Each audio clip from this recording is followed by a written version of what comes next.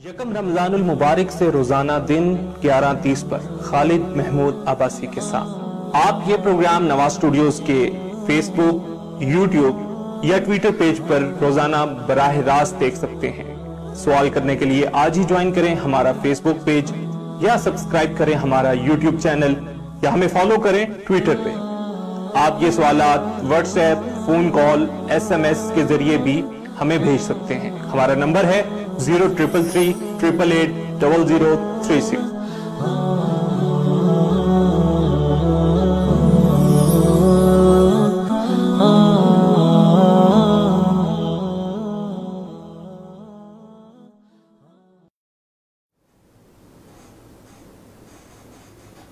जी अस्सलाम वालेकुम नाजरीन, मैं हूं फ़ारूक सुल्तान और आप देख रहे हैं प्रोग्राम जवाबनामा नवाज स्टूडियो इस्लामाबाद से बराह रास्त ये प्रोग्राम पेश किया जा रहा है। और इस प्रोग्राम में खालिद साहब हमारे साथ हमेशा की तरह शरीके गुफ्तगू होंगे।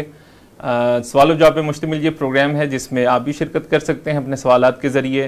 रमज़ानुल मुबारक में रोज़ाना ये प्रोग्राम हम लेके आते हैं और इसका जो निसाब है हमारा दौरा तर्जुमा कुरान, जिसमें कुरान मजीद के मुख्तलिफ मौज़ूआत हमारे ज़ेर बहस आते हैं। रात को ये प्रोग्राम नवाज स्टूडियो से बराह रास्त नशर किया जाता है। जनाब खालिद महमूद अब्बासी साहब का आप लोग इसको देखते हैं, उसके हवाले से सवालात भी हम तक पहुंचाते हैं। आज थोड़ा सा हमने ये प्रोग्राम जल्दी इसलिए किया है कि आज खिताब जुमा खालिद साहब ने खिताब जुमा के लिए जाना है। उस हवाले से इंशाल्लाह 12 बजे से पहले ये प्रोग्राम हम इंशाल्लाह इसको कंप्लीट कर लेंगे। आते हैं आज के प्रोग्राम की तरफ। और इस दौरान अगर आपका कोई सवाल है तो वो लाइव वीडियो के कमेंट सेक्शन में आप अपना सवाल हमें भेज सकते हैं। इसी तरीके से हमारी स्क्रीन में हमारे नंबर्स जो हैं वो आ रहे होंगे, जिसमें आप व्हाट्सएप कर सकते हैं या SMS के ज़रिए अपना क्वेश्चन जो है वो हमें इरसाल कर सकते हैं। कल हमने काफ़ी बातचीत कर दी सूरह शूरा के हवाले से भी, और वो सारी चीज़ें सूरह फतह में सुलह हुदैबिया का जिक्र आया और सुलह हुदैबिया को फ़तह मुबीन कहा गया।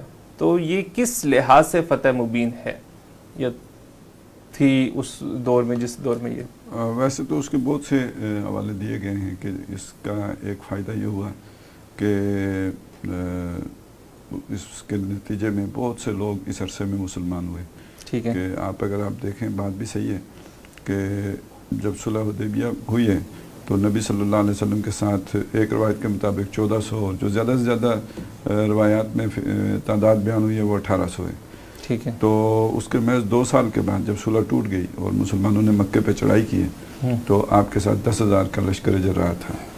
तो आप ज़रा सोचें कि नबी सल्लल्लाहु अलैहि वसल्लम 6 मदनी साल और उससे पहले 13 मक्की 18-19 साल में आपके पास जो आदमी आए थे वो 1,500-2 हज़ार की तादाद थी, और इन 2 सालों में आपके पास 8,000 की तादाद का इजाफा हुआ, वो भी जंगजुओं का। बाकी टोटल मिला के तो बहुत यदखुलून फी दीनिल्लाहि अफ़वाजा की सूरत इससे बढ़कर होगी तादाद। हाँ, वो इसलिए कि बहरहाल लोगों ने महसूस कर लिया कि ये अब एक जिसे कहते हैं ना खुद मुख्तार एक ताकत वजूद में आ चुकी है, और कुरैश ने भी गोया उनसे सुलह करके तो उन्हें तस्लीम कर लिया है। एक पहलू तो ये है, इस हवाले से कहा गया। दूसरा ये कि अगर आप इसे स्ट्रेटेजिकली देखें तो अरब में नबी सल्लल्लाहु अलैहि वसल्लम के मुकाबिल जो ताकतें थी उनमें से सबसे ताकतवर ग्रुप तो यही था, और फिर इनके साथ यहूदी बहुत ताकतवर थे जो खैबर में एक अपना गढ़ बना के बैठे हुए थे, और जो मदीने से निकाले गए थे वो भी जाके वहीं पे बैठ गए थे, बनु नज़ीर वगैरह। और ग़ज़वा अहज़ाब की जंग में उनका बड़ा किरदार है।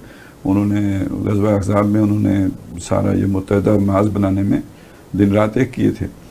तो बैक वक्त दोनों ताकतों से लड़ना ज़ाहिर एक मुश्किल काम था। तो एक से जब सुलह हो गई है तो वो तो न्यूट्रलाइज हो गए कुरैश, और अब नबी सल्लल्लाहु अलैहि वसल्लम ने ये 6 हिजरी के अवाखिर में सुलह हुई तो 7 हिजरी के अवाइल में आपने खैबर पे चढ़ाई करके तो यहूदी ताकत का कला कमा कर दिया। तो ये आपके लिए इम्कान इसलिए पैदा हुआ कि इस तरफ आपकी सुलह चल रही थी मुशरिकीन के साथ। तो इस वजह से भी लोगों ने कहा है कि जी ये फ़तह मुबीन है। और एक जो चीज़ समझ आती है ना, वो आप अगर जदीद पॉलिटिकल साइंस के जो नज़रियात हैं रियासत के हवाले से उनको जहन में रखें तो उस एतबार से अगर आप देखें तो एक मरकज़ी हुकूमत जैसी तैसी भी वहाँ पे है। अगर अरब में किसी हुकूमत को माना जाए तो वो माना जाएगा कि भाई कुरैश ही की बात चलती थी। वहाँ पे गैर रस्मी किस्म के हुक्मरान थे, अनडिक्लेयर्ड वो रूलर थे पूरे अरब के। और नबी सल्लल्लाहु अलैहि वसल्लम की हैसियत मदीने में आप देखें, ठीक है आपको वहाँ पे इख्तियारात भी थे, आपने मदीने को एक दर्जे में इंडिपेंडेंट भी रखा हुआ था, लेकिन ये कि अगर आप जदीद तसव्वुरात के तनाजुर में देखें तो मरकज़ी हुकूमत ने अभी इस इलाके की हुकूमत को तस्लीम नहीं किया था। सही। और एक तरह से जो है ना वो मरकज़ से कट कर एक अलहदा वो था, और उसका कोई भी यानी बैनुल-अक़वामी तशख़्ख़ुस नहीं बन सकता, इसलिए कि आपको तो अंदरूनी तौर पर अभी वो स्टेटस हासिल ही नहीं हुआ है। तो जब अरब की सबसे बड़ी ताकत कुरैश ने इस ताकत को जो मदीने में उठ रही थी तो उसके साथ एक सुलह का मायदा कर लिया है, तो इसका मतलब है कि ये एक पावर एक नई वजूद में आ गई है, और अब ये जो टेरिटरी इनके पास है ये एक रिकग्नाइज्ड मानी हुई तस्लीम शुदा एक इलाका है जो इनके पास अब है, और मरकज़ ने इसे तस्लीम कर लिया है और उनके साथ मायदा हो गया है बाकायदा। तो इस चीज़ ने नबी सल्लल्लाहु अलैहि वसल्लम को दर हकीकत पहली मरतबा अरब में एक हुक्मरान का स्टेटस दिया है। ठीक है अभी मक्का फतह नहीं हुआ है, लेकिन ये कि बहरहाल जो इलाके आपके पास हैं वो अब रिकग्नाइज्ड इस्लामी रियासत के इलाके हो गए हैं, और रियासत भी रिकग्नाइज हो गई। यही वजह है, आप पूरे एक टर्म देखेंगे सीरत में कि खतूत ही लिखने थे ना, मतलब ईरान ख़त लिखना है या और सल्तनत रोमा के बादशाह को ख़त लिखना है, हिरकल को लिखना है या और बादशाहों को लिखना है, तो वो तो मक्के में रहते हुए भी लिखे जा सकते थे, लेकिन नहीं लिखे गए क्योंकि उन खतों का माना क्या होता है। तो जब आपकी वो हैसियत अरब में तस्लीम हो गई, मदीने में भी आए नहीं लिखे, तो लेकिन जो ही सुलह हुदैबिया हुई है उसके फ़ौरन बाद आपने बैरून मुल्क अरब जो है ना वो दावती खतूत दे के अपने सफ़ीरों को भेजा है। तो इसका ये मतलब वाकई बैनुल-अक़वामी तौर पर हुज़ूर सल्लल्लाहु अलैहि वसल्लम की शनाख्त बनाने वाली चीज़ जो थी ये सुलह हुदैबिया थी। तो इन सारी चीज़ों को देखते हुए अल्लाह ताला ने इसे फ़तह मुबीन करार दिया, इन्ना फ़तहना लका फ़तह मुबीन। अच्छा, सुलह हुदैबिया के हवाले से अक्सर ख़ास तौर पर मौजूदा दौर में जब भी गैर ममालिक के साथ या गैर मुस्लिमों के साथ मुआहिदा होता है तो इसका हवाला ज़रूर आता है। ख़ास तौर पे अगर आपको याद होगा कि 9/11 का जब वो इशू हुआ और उस पर जब पाकिस्तान पे एक दबाव आया तो उस टाइम भी जो है वो सुलह हुदैबिया की जो है वो बात की गई कि बेशक ज़मीन आसमान का फ़र्क है। आप इस चीज़ को देखें, यानी ये चीज़ समझने की ज़रूरत है। कुरान मजीद में आप देखेंगे ये सूरह फतह से पहले सूरह मोहम्मद है सल्लल्लाहु अलैहि वसल्लम, उसे सूरह किताल भी कहते हैं। यानी अगर आप सीरत की रोशनी में देखें ना तो जो आपका एक टर्निंग पॉइंट आया है आपके एक जद्दोजहद का या आपकी तहरीक का, तो मक्की ज़िंदगी से हिजरत के बाद ये टर्निंग पॉइंट है कि अब आपने किताल करना है, एक नई बिल्कुल अंदाज में अब तहरीक आगे बढ़ेगी। और इस किताल का जो इख्तिताम है वो सुलह हुदैबिया है, यानी ये दूसरा इतना बड़ा टर्निंग पॉइंट है। तो ये तो सारी उस जंगो जिदाल के नतीजे में सुलह हो रही है। इससे कबल जो ये है ना सूरह मोहम्मद, दोनों मुत्तसिल हैं, साथ जुड़े हैं। तो सूरह मोहम्मद में कहा है कि वला तहनु वतदू इला सल्म, यानी तुम कमज़ोर न पड़ो कि सुलह की तरफ पुकारने लग जाओ।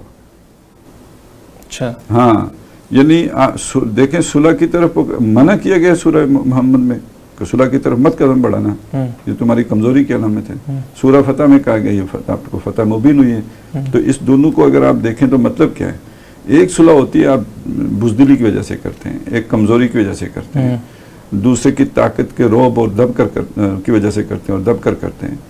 और एक सुलह वो होती है कि जिसमें आप इनिशिएटिव लेते हैं और आपकी ताकत से मरूब होकर दुश्मन सुलह करने के लिए तैयार होता है। तो ये ज़मीन आसमान का फ़र्क है। तो ये जो सुलह हुदैबिया हुई है ये तो आप ये देखें कि मुशरिकीन मक्का की नाक रगड़ी गई है। आज से 6 साल पहले वो थे इसमें कि आपको जो है ना वो कत्ल कर दें, अरब से निकाल बाहर कर नहीं पीछे तलाश करते हुए आए, गारे सोर तक आए, वो मारना चाहते थे, कत्ल करना चाहते थे, छोड़ देना था उन्होंने। और आज उसी शख्सियत के सामने बैठ के सुलह करने से मैं 6 सालों के बाद फिर ये भी मान रहे हैं कि आप अगले साल आके उम्रा कर रहे हैं, हम शहर छोड़ के चले जाएंगे। सही। तो ये मतलब इस तरह की सुलह जिसमें आपकी जो एक वो बुज़दिली ना हो बल्कि एक स्ट्रेटेजिकल सुलह है, ये बुज़दिली पर मबनी सुलह नहीं है। तो बाकी ये इस रोशनी में हर कोई देख सकता है कि हमने 9/11 के बाद या किसी जब भी ऐसा कोई मौका आता है तो किस नस्ल की किस किस्म की सुलह की थी। अच्छा, खालिस उस तनाजुर में अगर आप देखें तो नबी सल्लल्लाहु अलैहि वसल्लम ने मुशरिकीन के साथ सुलह की है, और अहले किताब यहूद के खिलाफ इकदाम किया, इनको न्यूट्रलाइज करके। तो अगर आप इसी सुलह ही का हवाला दें तो कम अज़ कम उसकी जो इंतबाह तो सही करें ना, हिंदुस्तान के साथ सुलह करें, हिंदुस्तान के साथ सुलह करें ना, और अमेरिका के खिलाफ बगावत का ऐलान करें, तब तो फिर वो पूरी तरह उसका इंतबाह होगा। ठीक है। अच्छा, सूरह हुजरात के हवाले से हमने वो उसका जो उसूल बयान हुआ है कि अल्लाह और उसके रसूल से हमने आगे नहीं बढ़ना, उस हवाले से सियासी निज़ाम के तनाजुर में एक ज़बरदस्त डिबेट कर ले। उसी जगह कुरान मजीद में आया है कि हुक्म है मोमिनीन के लिए ये कि अल्लाह के नबी सल्लल्लाहु अलैहि वसल्लम की आवाज़ से अपनी आवाज़ों को बुलंद ना करें। तो ये इतला क्या उस दौर के लिए था, या अगर आज के लिए भी हमारे लिए आयत अमली रहनुमाई देती है तो आज किस तरह ये मुमकिन है? देखिए ना, एक तो ये है ना कि आप सल्लल्लाहु अलैहि वसल्लम का कोई कौल, आपकी कोई हदीस, आपका कोई अमल, आपका कोई ज़िंदगी के बारे में कोई रहनुमाई आप तक पहुंचती है, और उस मामले में आपकी अपनी ज़ाती राय है या आपकी कोई बरादरी का रवाज है या ट्रेंड है और आपकी साख और इज़्ज़त और वक़ार का मसला है, तो ये सब पीछे रखें और नबी सल्लल्लाहु अलैहि वसल्लम के जो भी फरमाना है या आपका अमल है उसको फ़ौक़ियत दें। अब उस पर अमल की यही सूरत हो सकती है। और दूसरी बात यह कि यानी वो एक जज्बाती वाबस्तगी आप सल्लल्लाहु अलैहि वसल्लम की ज़ात के साथ हर मुसलमान की होनी चाहिए, इसलिए कि असल में ये सूरह हुजरात में जो चीज़ें आई हैं इनका ताल्लुक जाके जुड़ जाता है सूरह अहज़ाब की बात चीज़ों के साथ। कि सूरह अहज़ाब में जो कहा गया ना कि मुसलमानों की जो नबी की जो बीवियाँ हैं वो मुसलमानों के लिए माएँ हैं, वाज़वाजुहु उम्महातुहुम, तो उससे पहले जो नबी है वो औला बिल मोमिनीन, वो जो है ना उनकी अपनी जानों से ज़्यादा उन्हें महबूब है और प्यारा है। और ये भी कि बाज़ लोगों ने तो ये भी कहा है कि वो उनके लिए बमंज़िला बाप के हैं, रूहानी बाप हैं। तो असल में आप देखें बाप क्या करता है, बाप आपको देता है शनाख्त, आपकी पहचान होती है, आपको दुनिया में आने का एक तो हुआ ना कि जी ठीक है जो भी आपकी शनाख्त न हो, बाप का मालूम न हो तो बहुत बड़ा मसला है आपके लिए। तो उम्मत मुस्लिमा को शनाख्त देने वाली शख्सियत मोहम्मद रसूलुल्लाह की है। मुसलमान आपस में भाई हैं और इन्नमल मोमिनून इख्वतुन, तो ये जो इख्वा हैं, भाई हैं, तो आखिर वो रूहानी तौर पर मोहम्मद रसूलुल्लाह उनके बाप हैं और उनकी बीवियाँ उनकी माँ हैं। और इस हवाले से अगर समझें तो आप यानी उम्मत मुस्लिमा के अंदर यगानगत के लिए, भाईचारे के लिए, उनके दरमियान यूनिफॉर्मिटी के लिए एक तहज़ीबी ज़रूरत के एतबार से आप सल्लल्लाहु अलैहि वसल्लम की शख्सियत को मरकज़ी मकाम हासिल है। बमुस्तफ़ा बरसा खेशरा के दिया माउस्त कर बउन रसीदी तमाम बोला बिस्त, तो इस एतबार से तो वो उनका वो मकाम मर्तबा एक मुस्लिम सोसाइटी के अंदर अब भी वैसा रहेगा। सही, उसको मरकज़ मिल्लत की हैसियत हासिल है। सूरह हुजरात में इसी तरीके से आगे जहाँ इस्लामी रियासत के कवानीन के बारे में बात हुई, उसके बाद हमें कुछ जो इखलाकी बुराइयाँ हैं उसमें इस्तेज़ा है, तजस्सुस है, ग़ीबत है, तकरीबन 6 बुराइयों का ज़िक्र है। 3 महफिल के अंदर की और 3 महफिल के बाहर की बुराइयों का ज़िक्र है। इसका ताल्लुक इस बड़े कॉन्सेप्ट के साथ जुड़ेगा कैसे? हाँ देखिए ना, बात हुई ना आपके अंदर, मतलब आपको एक मिल्लत बनाने वाली चीज़, आपको मुत्तहिद रखने वाले वो तो उसूल तो हैं, ठीक है, अल्लाह है, उसकी मोहब्बत है, तौहीद के नतीजे में भी आपके अंदर मोहब्बत आएगी। और फिर वो जो अभी आपने लफ्ज़ इस्तेमाल किया मरकज़ मिल्लत का, तो वो हैसियत नबी अकरम सल्लल्लाहु अलैहि वसल्लम को हासिल है। लेकिन फिर भी कुछ चीज़ें ऐसी छोटी छोटी होती हैं जो फूट का बायस बन जाती हैं, दिलों के अंदर रंजिशें पैदा कर देती हैं, गिल आ जाते हैं, आदमी बेजार होने लगता है, किसी से कुदूरत पैदा हो जाती है। तो ये वो चीज़ें हैं जो सारी असल में जिनके ज़रिए से 2 भाइयों के दरमियान जो है वो नफ़रत का आगाज़ हो जाता है। तो उनमें वो किसी का तमस्खुर उड़ाना उसकी रिवायात की वजह से, या ये है कि उससे आगे जो है ना अपना बुरे नाम रखना या जो उसको ऐबचीनी करना, ये वो सारी चीज़ें हैं कि जो वो एक दूसरे से नफ़रत पैदा कर देती हैं। और फिर जो पीठ पीछे की बुराइयां हैं उनमें सबसे पहले जो है वो गमान, बिल्कुल आप एक बेबुनियाद किसी के बारे में जो है कोई वो बना लें, ख्याल पका लें क्योंकि सारे गुमानों को तो गलत नहीं कहा गया ना, इन बाज़ा ज़न्न इस्मुन। तो एक ऐसा गुनाह, एक ऐसा ज़न किसी के बारे में कर लेना जिसकी कोई बुनियाद ही नहीं है। एक तो ये ना कि एक आदमी मशकूक गली में जा रहा है, अभी उसने चोरी की नहीं है, लेकिन उसकी हालत बता रही है कि ये कुछ कोई ऐसी मतलब अजीब सी अगर सूरत आपको नज़र आती है, तो वहाँ आपको अगर गुमान होता है कि यार इसको देखना चाहिए, उसके बारे में तजस्सुस होता है, तो ये कोई गुनाह की बात नहीं है। तो मतलब ये तो कोई मुतलकन गुमान करना ही मना नहीं है, क्योंकि बहरहाल तहकीक का आगाज़ तो होता ही गुमान से। लेकिन जिस गुमान से मना किया गया कि खामखा बिला बगैर बुनियाद के आप किसी के बारे में ऐसा जो है वो गुमान जहन में लेके आ जाएँ और फिर उसी की बुनियाद पर तजस्सुस और गिबत शुरू कर दें, तो ये वो चीज़ें हैं कि जो बामी रंजशों को बढ़ाने वाली चीज़ें होती हैं।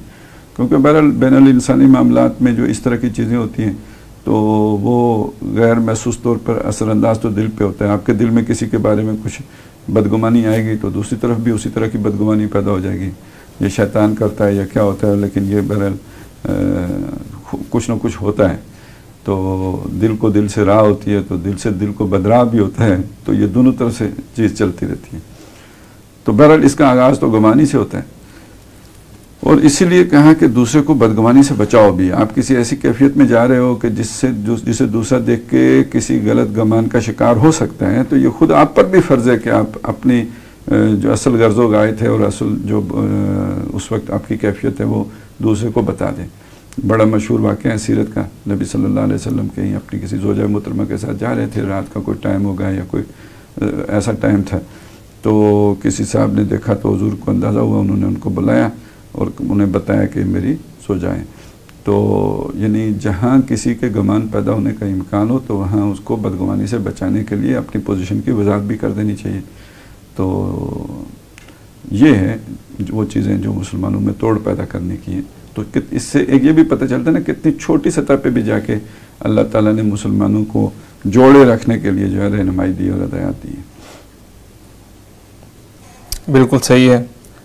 इसी तरीके से फिर सूरह हुजरात में इस्लाम और एक ईमान के दरमियान एक डिफरेंस जो है वो आया, और मुसलमान और मोमिन के दरमियान एक बात जो है फ़र्क बताया गया। इस्लामी माशरे में ये दो हैसियतों के दरमियान जो फ़र्क है ये क्यों मलूज़ खातिर रखा जाएगा या रखना चाहिए हमें, और उसका ताल्लुक एक इस्लामी रियासत इस्लामी माशरे का जहाँ तक ताल्लुक है वहाँ तो फ़र्क होगा काफिर और मुसलमान का। ये इस्लामी रियासत की सतह की बात है। अच्छा, जहाँ पे इस फ़र्क को दिखाया जा रहा है कि वो ये मसला है यहाँ पे कि एक शख्स मुसलमान तो हो गया है और दूसरी तरफ मसला ये है कि उसके अमाल वैसे नहीं है, इसलिए कि उसके दिल में ईमान नहीं दाखिल हुआ, न जहाद करता है न किताल करता है, मुश्किलात में ज़रा अपने पाँव पीछे रखता है। तो अब इसको आप क्या समझेंगे कि आप इसे काफिर समझेंगे क्योंकि इसके दिल में ईमान नहीं है? तो इस्लाम कहा गया नहीं, रियासत का ये काम नहीं है। जो भी वो तो अल्लाह जब देखेगा दिल के हालात को, वो वाकिफ़ है, वही फैसला करेगा इसके बारे में कि इसकी कैफियत क्या है। तो एक इस्लामी रियासत के अंदर जो मुस्लिम सिटीज़नशिप है ना, वो उसको हासिल हो जाएगी जो कलमा पढ़ ले, नमाज अदा करे और अगर वो साहिब निसाब है तो ज़कात दे, वो एक मुसलमान शहरी कंसिडर होगा। तो असल में तो यहाँ तालीम यह दी गई है, चूँकि रियासत की सतह की बात हो रही है, तो तालीम यह दी गई है कि जो एक कलमा गो मुसलमान होगा उसे आपने एक मुकम्मल इस्लामी रियासत का शहरी, इस्लामी रियासत का एक मुकम्मल शहरी मानना होगा। ठीक है, उसे वो सारे हुकूक हासिल होंगे जो किसी मुत्तकी परहेज़गार आदमी को हासिल होंगे। ठीक है।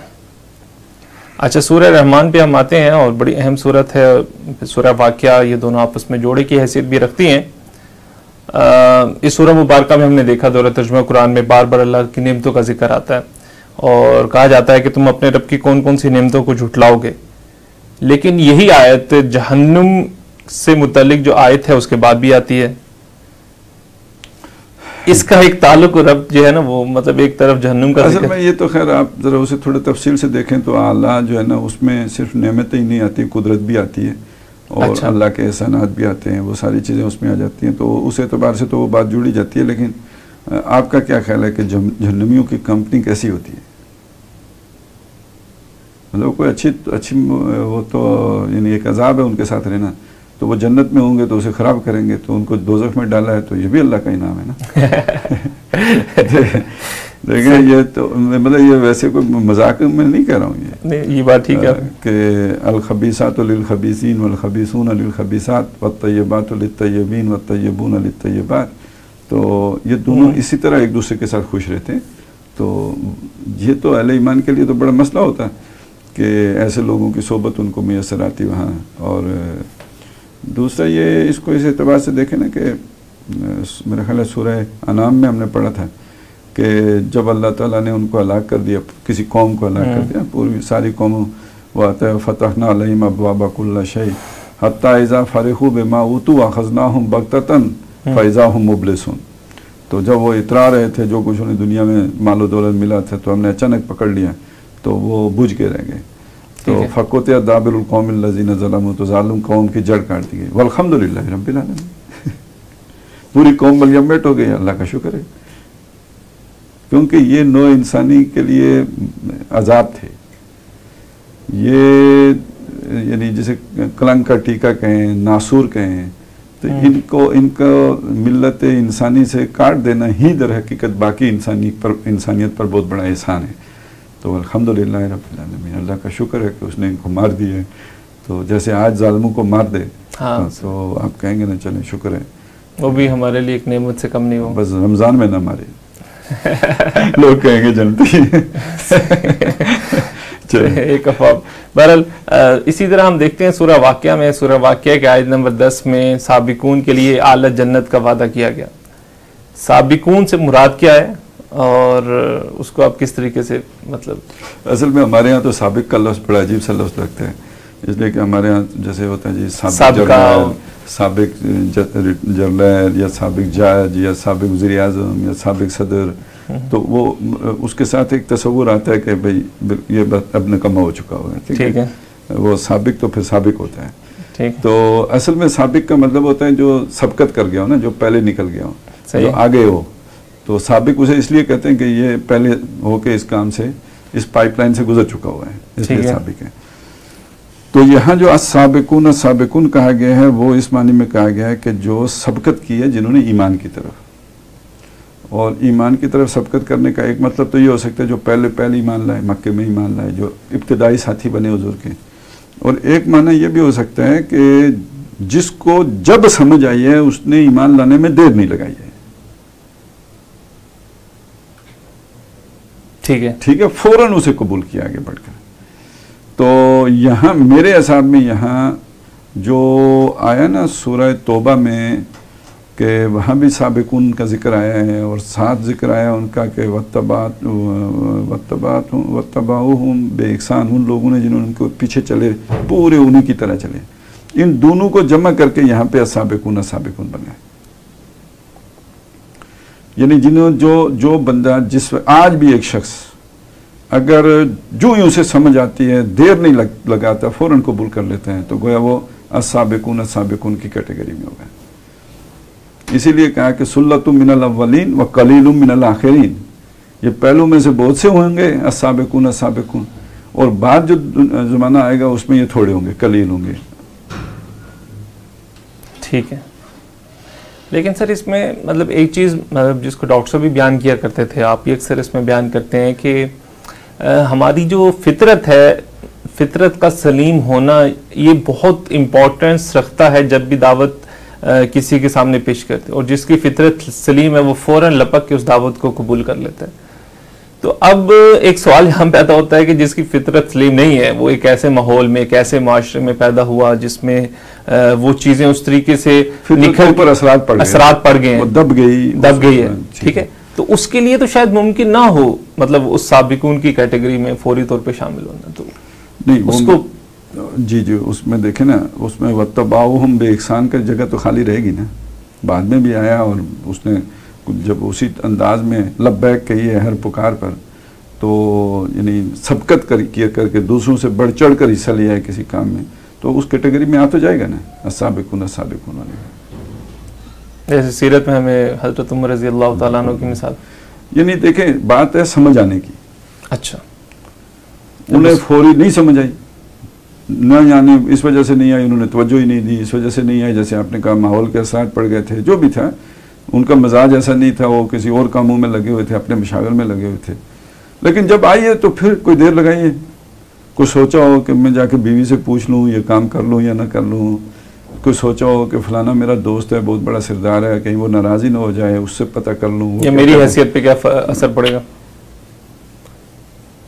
उसको फौरी जो है कबूल करना।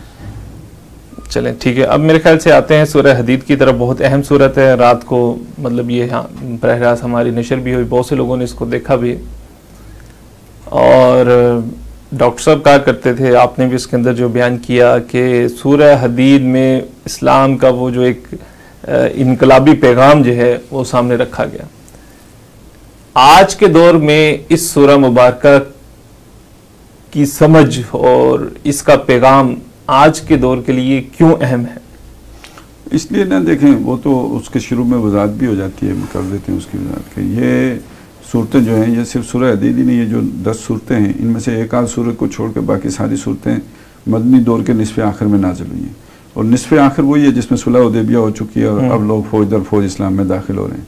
सही। और ये जब यानी एक ट्रेंड है इस्लाम में दाखिल होने का, तो इसके अंदर जो है ना वो क्वालिटी वो नहीं रही है जो पहले थी। तो अब ऐसे लोग भी आ गए कि जो इस्लाम को एक चूँकि अब एक ट्रेंड बन गया तो इस्लाम कबूल कर रहे हैं। वही काला तिलारा वो अमन्ना कुल्लम तो मैनू वाला किन कुल्लु अस्तमना की सूरत है, तो वो इस्लाम के उन तकाज़ों से वाकिफ़ नहीं है। तो ये मुख्तसर सूरतें हैं, लेकिन इनमें यूँ समझिए ये जो मक्की मदनी कुरान है उसके खुलासे हैं जो इन सूरतों में बयान हो गए। तो ये इनकी अहमियत यह है कि वो जो लोग जो नए शामिल हुए हैं उनके लिए छोटे छोटे खुलासे अल्लाह ताला ने पेश कर दिए हैं कि इस्लाम की असल तालीमात है क्या, मुतालबात क्या हैं, तुमने करना क्या है। अब हमारे इस दौर में मसला यह है कि हम मुसलमान घरों में पैदा हुए हैं, हमने भी कुछ सोच समझ के इस्लाम कबूल नहीं किया। वहाँ ट्रेंड के तहत था, तो यहाँ विरासत के तहत है, नस्ल के तहत है, मुसलमान घरों में पैदा होने के तहत है।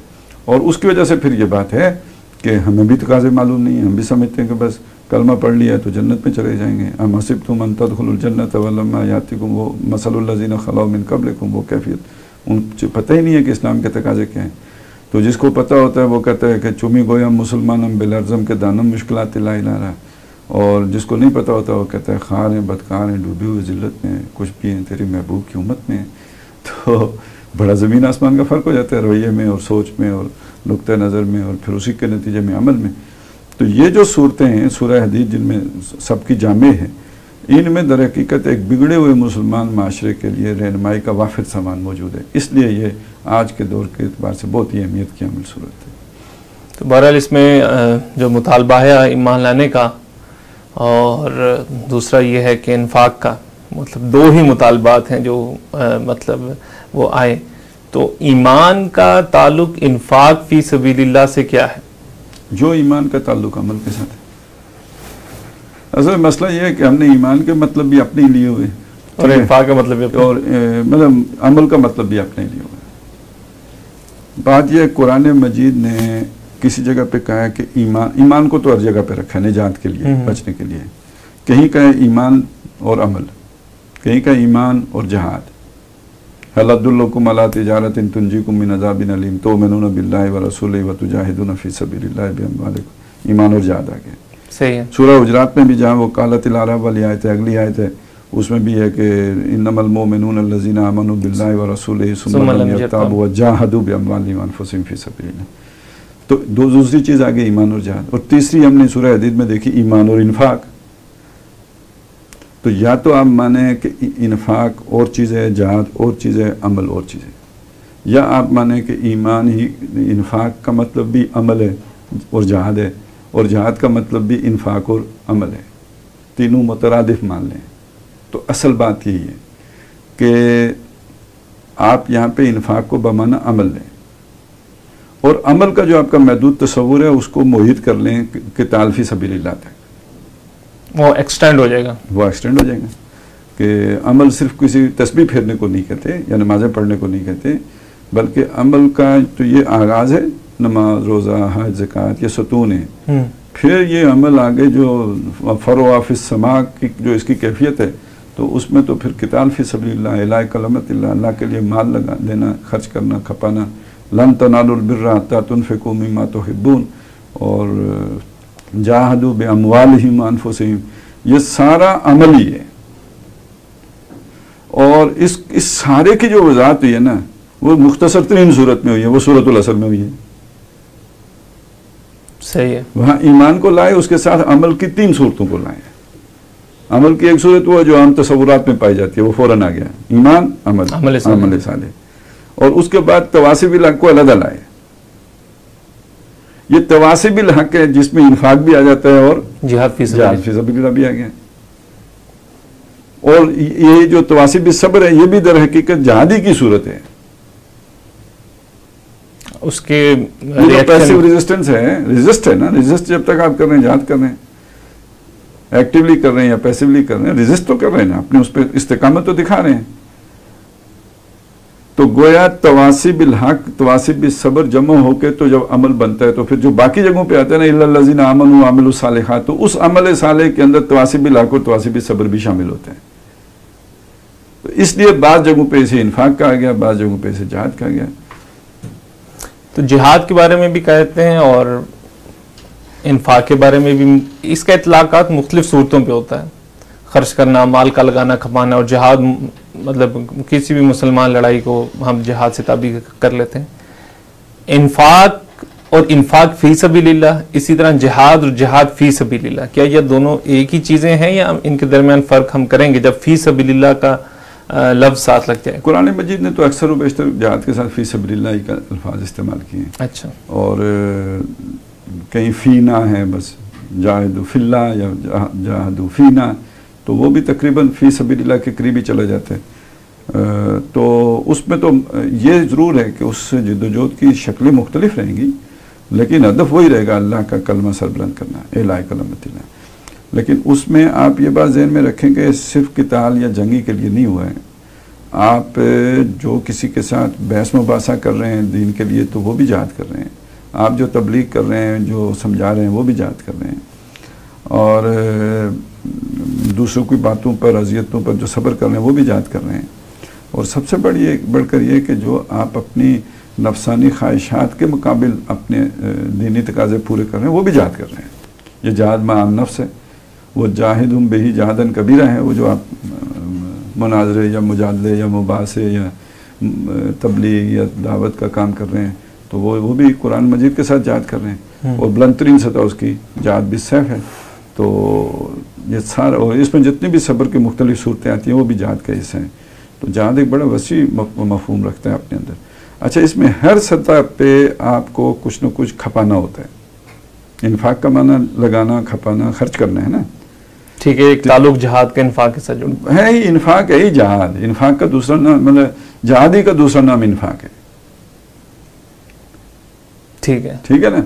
वो कहीं आप अपनी ख्वाहिशात खर्च कर रहे होते हैं, कहीं अपनी जिस्म की तवानाइयाँ खर्च कर रहे होते हैं, कहीं आप अपनी सलाहियतें खर्च कर रहे होते हैं, कहीं पर आप माल दौलत खर्च कर रहे होते हैं, और कहीं पे आखिर में आप अपनी जान हथेली पे लेके खर्च करने के लिए आ गए होते हैं। बिल्कुल। तो वो जिहादी का दूसरा नाम है इन्फाक। यही वजह है जहाँ पे यहाँ पे 2 बातें कही ना, ईमान लाओ और इन्फाक करो। उस इन्फाक की जगह आगे जाके वज़ाहत आई है, उसे खोला है, ला यस्तवी मिनकुम मन अनफका मिन क़ब्लिल फ़त्ह व क़ातल, जिन्होंने फतह से पहले इन्फाक किया और किताल किया। तो वह इन्फाक में किताल भी शामिल हो गए। सही है, क्योंकि ये बज़ले नफ्स है। यानी वैसे भी इन्फाक का लफ्ज़ भी दोनों मानों में इस्तेमाल होता है।